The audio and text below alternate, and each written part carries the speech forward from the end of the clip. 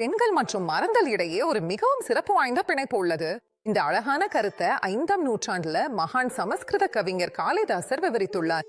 முதல்ல அவரது புகழ்பெற்ற நாடகம் மாளவிகாக்னிமித்திரத்திலிருந்து ஒரு சிறிய காதல் கதையை பார்த்தலாம். இந்த கதை விதிஷாவின் அரசன் அக்னிமித்திரரை பற்றியது. ஒரு நாள் ராணி தரிணிக்கு சேவை செய்யும் வேலைக்காரியாக இருக்கும் அழகிய பெண் மாளவிகாவின் ஓவியத்தை அரசன் பார்க்கிறார்.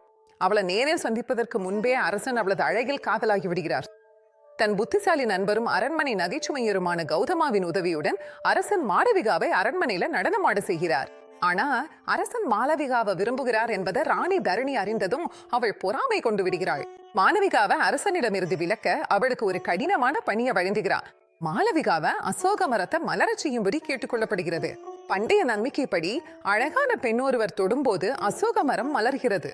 மாளவிகா மெதுவா அந்த மரத்தை தொட அசோக மரம் அழகாக மலர்கிறது. பின்னர் ஒரு பெரிய ரகசியம் வெளிப்படுகிறது. மாளவிகா ஒரு வேலைக்காரி அல்ல, உண்மையில அவள் தனது அரசு குடும்பத்திலிருந்து பிரிந்து போன இழந்த அரசி. அவளது உண்மையான அடையாளம் தெரிய வந்ததும் ராணி தரிணி அந்த நிலையை ஏற்றுக்கொள்கிறாள்.